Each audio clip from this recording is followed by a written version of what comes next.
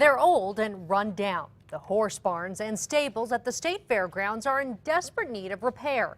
Critics say the Downs has done a horrible job taking care of them.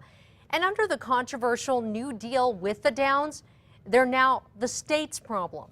Here's News 13's Katie Kim. Just up until this week, it was up to the Downs at Albuquerque to take care of the barns. But under the new lease, that shifts to the state, and the price tag could be high.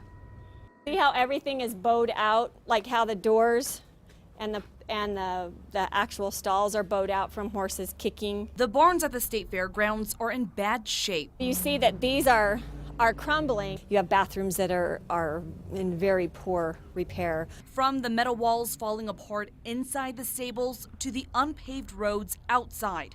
State Fair Commissioner Charlotte Rohde says the barns have been neglected for years. Those things that need to be done as a cost of doing business haven't been done over the years. Rohde blames the Downs at Albuquerque, the group that runs the horse track and casino at the state fairgrounds. The Downs was responsible for upkeep of the barns until now. Now it is the responsibility of the state.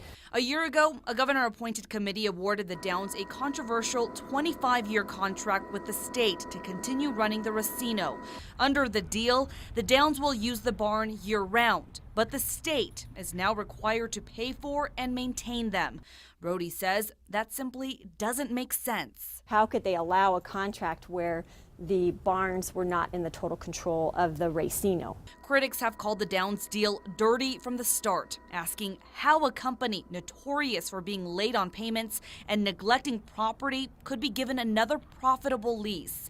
The Downs is building a new casino with more slots closer to Central and Louisiana that could rake in $40 million a year in profits, paying only $1 million more in rent to the state.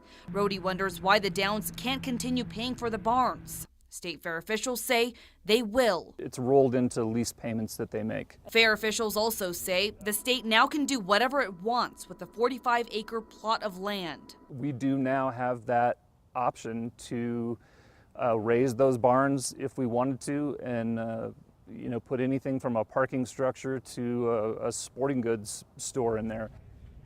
If the state does tear down the barns, it'll have to pay to build the new ones. This week, Expo New Mexico officials will be taking a look at what repairs the barns need. Officials insist the Downs will be built for any major damage. Back to you. Okay, Katie, a year into the New Deal, and the new Downs Casino is still just a drawing. The Downs wanted to have the new casino done by the end of this year. Right now, it's just a big hole in the parking lot near Central as crews slowly work on the foundation. They hope to have the 65,000 square foot casino open by the end of spring.